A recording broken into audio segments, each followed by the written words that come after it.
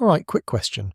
How bad does your life have to be before you look at a disgusting blood-sucking parasite and think, you know what?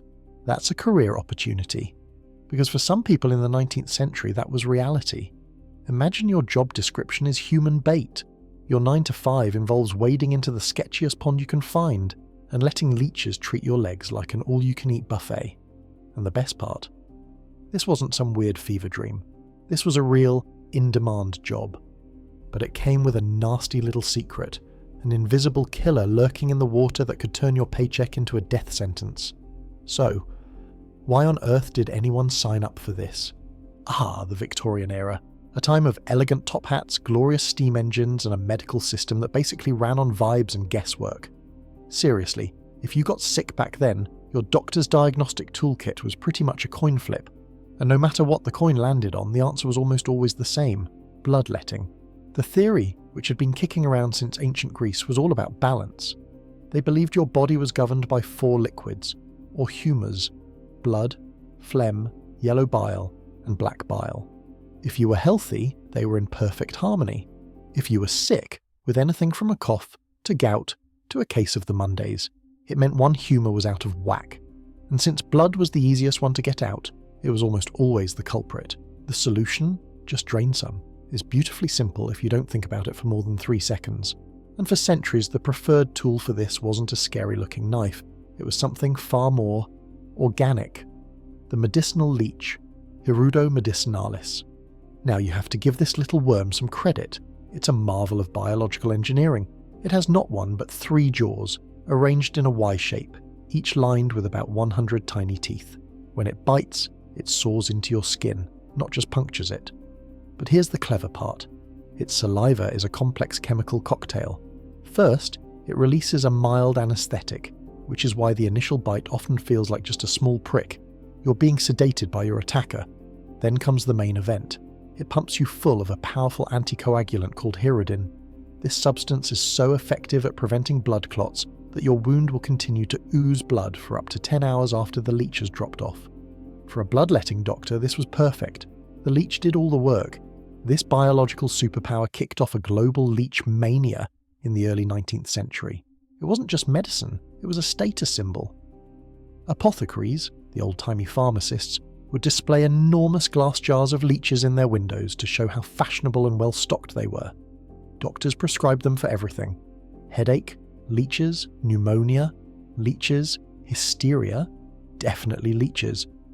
We have accounts of people being treated with 50, even 80 leeches at a time for things like meningitis or a stroke. The demand was insane. At its peak, France was importing over 40 million of these wrigglers a year. Britain needed millions, so did America. The price skyrocketed. A single leech could cost more than a loaf of bread. This wasn't a medical treatment. It was a full-blown economic bubble, built on the back of a blood-sucking worm. Some enterprising folks tried to set up dedicated leech farms, a practice called hyrudiculture. They built special ponds and tried to breed them in captivity. But it was slow, difficult work. Leeches are picky eaters and even pickier breeders. The farms just couldn't keep up. So if you can't farm them, you have to hunt them. And that meant going to where they live naturally, the stagnant, murky, altogether unpleasant bogs, fens and marshes of rural Europe. And that, my friends, is where our job comes in. A job for the people with absolutely no other options. The people on the absolute bottom rung of the social ladder. We're talking widows with children to feed, elderly women with no family to support them, and itinerant wanderers. They were called leech gatherers, or leech finders, which is a quaint storybook name for something so utterly grim. They were the original gig economy workers, taking on the most dangerous side hustle imaginable to supply a medical craze they could never afford for themselves. They were the vital, bleeding cogs in a machine that saw them not as people, but as another tool of the trade. So, let's really get into the nitty-gritty. Let's build a day in the life. What was it actually like to commute to the swamp and use your own body as a lunchbox? Okay, so your day starts in the pre-dawn cold, probably around 4 a.m. The damp chill of the marsh is your alarm clock. You don't eat a big breakfast, maybe just a crust of bread. An empty stomach was thought to make you less appealing to the leeches you might accidentally swallow. Yes, that was a thing. You'd wear your oldest, most ragged clothes. Shoes were a luxury. Many collectors went barefoot, believing it gave them a better feel for the mud and made them a more attractive target. Then you'd take a long walk, maybe miles, to your office, a festering pond you hoped no other collector had found yet. Turf wars were common. Finding a good, leech-rich pond was like finding a gold claim, and people guarded their spots jealously. You get to the edge, you hike up your clothes, say a little prayer to whoever might be listening, and you wade in. The water is cold enough to make your bones ache. The mud sucks at you trying to pull you down, and then you just stand there, perfectly still. You're not just waiting, you're marinating, making yourself an irresistible 5-star meal for the local parasite population. Eventually you'll feel that first telltale prick. Don't flinch.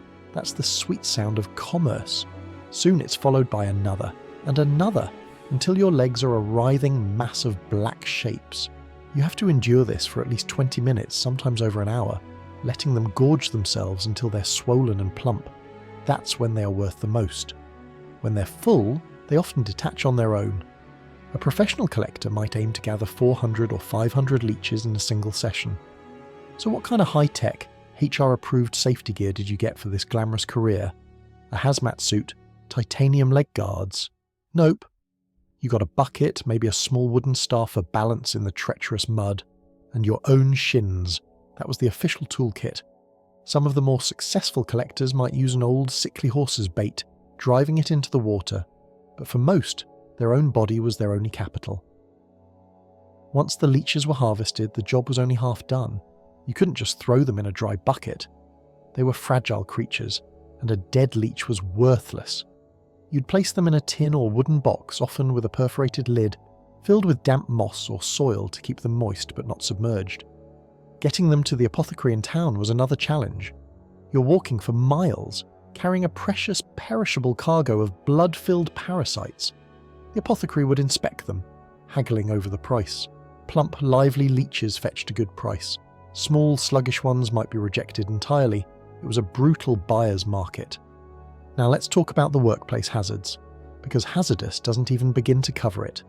The first, most obvious perk of the job is chronic severe anemia. We're not talking about feeling a little tired. We're talking about a constant state of exhaustion, dizziness, pale skin, and heart palpitations. You're literally selling your life force, one drop at a time. But the real fun begins with infection. The water you're standing in is a primordial soup of bacteria, animal waste, and every other foul thing you can imagine. And you are creating dozens of tiny open wounds that bleed for hours. It's a personally engraved invitation for every nasty microbe in the county to come and party in your bloodstream. Infections like cellulitis would cause the leg to become swollen, red, and hot to the touch. This could quickly lead to septicemia, or blood poisoning, a systemic infection that was almost always fatal. But the big one, the one everyone feared, was gangrene. A small wound turns black, the flesh dies and rots away on the bone. The only cure was amputation, performed without modern anaesthesia on a kitchen table. And there were other dangers. Swamps are full of them. There were snakes, there were rats, attracted by the scent of blood.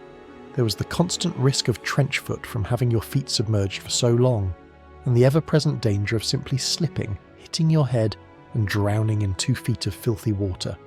The English poet William Wordsworth wrote a poem about a leech gatherer, describing him as a man worn down by a lifetime of hardship. The oldest man that ever wore grey hairs. That wasn't poetic license, it was a documentary observation. This job aged you in dog years. One French physician in the 1830s wrote about the collectors he met near Bordeaux, describing their livid skin and the numerous and festering ulcers that covered their legs. He noted with cold, clinical detachment that their careers were often cut short by fatal diseases. Which brings us back to the big question: why? The money. A shilling for 50 leeches was a common rate. On a good day, you could make 2 or 3 shillings, significantly more than a farm labourer might make. For a woman with no other prospects, this was a lifeline. It was the difference between her children eating or starving. But it was a cruel illusion. The income was wildly inconsistent. A pond could be fished out. A bad spell of weather could make collection impossible, and any extra money you made was probably going right back into buying rags for bandages or folk remedies to try and stave off the infections you got from the job itself. It's a brilliant, if demonic, business model. The job creates the medical problems that you then have to spend your earnings to fix. The house always wins. It was a choice between the certainty of starvation and the possibility of dying from 1,000 infected bites. And for thousands of people, that was a gamble they had to take every single day. So how did this absolute nightmare of a job finally get cancelled? Was there a massive public outcry? Did the leech collectors' union go on strike? Of course not. The job ended for two very on-brand reasons: greed and genius. First, the greed. They were just too good at their job. They overfished the swamp so thoroughly that by the late 19th century, the European medicinal leech was driven to the brink of extinction in many areas. They literally harvested their own industry into oblivion, an impressive if unintentional act of ecological self-sabotage. But the real kill shot came from genius. A French physician named Pierre-Charles-Alexandre Louis was one of the first to question the whole system. In the 1830s, he conducted one of the first ever clinical trials. He studied 77 patients with pneumonia, meticulously documenting who was bled and who wasn't. His conclusion? The bloodletting made no difference to the outcome. It was useless. He was mocked for it, but the seed of doubt was planted. Then guys like Louis Pasteur and Robert Koch came along and introduced the world to this wacky thing called germ theory. The idea that you get sick from tiny invisible organisms, not from having too much sassy blood or whatever. And suddenly, the whole practice of bloodletting started to look less like medicine and more like a bizarre, gory ritual. As real science took over, the demand for leeches plummeted. The job of the leech collector faded away, not because of progress in human rights, but because of progress in microbiology. They weren't saved, they were just made obsolete. Their scars became relics of a forgotten chapter in medical history. But here's the final, incredible irony. The story isn't over. After being dismissed as quackery for a century, leeches are back in modern medicine. Today, in hospitals right now, surgeons use sterile, lab-grown leeches in reconstructive and plastic surgery. When a finger or piece of skin is reattached, tiny veins can get congested with stagnant blood. The leech is the perfect tool to gently remove this blood and release the pressure, allowing fresh oxygenated blood to flow in and the tissue to heal. The hirudin that leech collectors knew only as the reason their wounds wouldn't stop bleeding is now a key part of saving limbs. The leech got a second act as a legitimate medical device. The leech collector, however, remains a ghost, so there you have it. The leech collector. A job where your body was the bait, the pay was a joke, and the retirement plan was usually gangrene. It's a perfect, grotesque little story about how the worst jobs in history are often hidden in plain sight, powered by desperation and a medical system that was just confidently making things up as it went along. And if you enjoy digging up the most disturbing and bizarre stories from history's graveyard, do me a favour and hit that subscribe button. You never know what we'll unearth together.